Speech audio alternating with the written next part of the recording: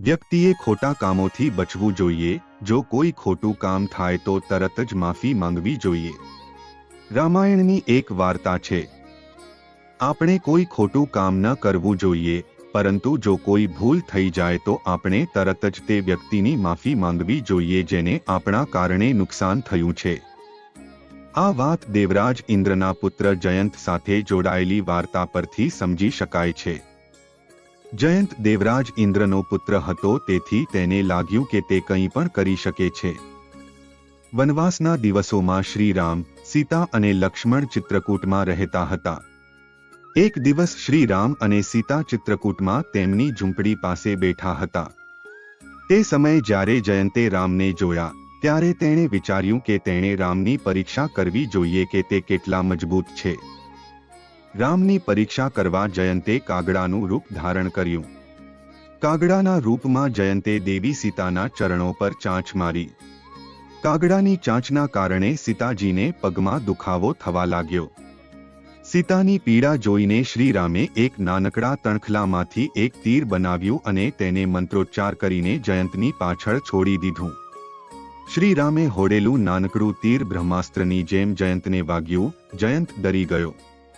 તે તરત જ તેના પિતા દેવરાજ ઇન્દ્ર પાસે પહોંચી ગયો।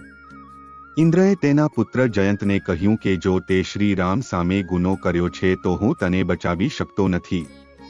ઇન્દ્રની મદદ ન મળતા જયંત અન્ય ઘણી જગ્યાએ છુપાઈ ગયો, પણ તેને ક્યાંયથી મદદ ન મળી। અંતે તેને નારદ મુનિ મળ્યા। જયંતે નારદ મુનિને આખી ઘટના સંભળાવી અને આ સંકટથી બચવા માટે ઉપાય કરવા કહ્યું। નારદજીના કારણે તે તીર થોડીવાર માટે ત્યાં અટકી ગયું, કારણ કે તે દેવર્ષિ હતા। આખી વાત સમજ્યા પછી નારદે કહ્યું કે જયંત, તું ભૂલ કરે છે। તમે રામ અને સીતા પ્રત્યે ભૂલ કરી છે અને તમે ઈચ્છો છો કે કોઈ તમને બચાવે, પણ એવું થશે નહીં। તમારે શ્રી રામ અને સીતા પાસેથી જ ક્ષમા લેવી પડશે। જો તેઓ તમને માફ કરશે તો તમારી સમસ્યા દૂર થશે।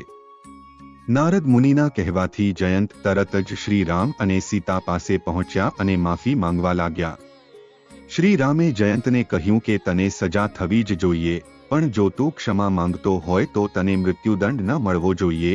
આટલું કહીને શ્રી રામે તેની એક આંખમાં તીર માર્યું। તેની એક આંખ બગડી ગઈ, પણ તે બચી ગયો। રામે તેને જીવતો છોડી દીધો। રામાયણમાંથી પાઠ: સૌપ્રથમ તો આપણે એ વ્યક્તિની માફી માંગવી જોઈએ કે જેના પ્રત્યે આપણે ભૂલ કરી છે, જે વ્યક્તિને આપણા કારણે નુકસાન થયું છે। એ વ્યક્તિ આપણને માફ કરે ત્યારે જ આપણી ભૂલ સુધારી શકાય। તમને આ વિડિયો કેવો લાગ્યો તે અમને જણાવો। જો તમને આ વિડિયો સારો લાગ્યો હોય તો કૃપા કરી આ ચેનલને સબસ્ક્રાઇબ કરો અને બેલ આઇકન દબાવો, જેથી તમે અમારા નવા વિડિયો પહેલા જ જોઈ શકો। તમારા સહયોગ માટે આપનો હાર્દિક આભાર અને આગળ નવા વિડિયો જોવા માટે અમારી સાથે જોડાયેલા રહો। વિડિયો અંત સુધી જોવા બદલ આપનો ખૂબ ખૂબ આભાર।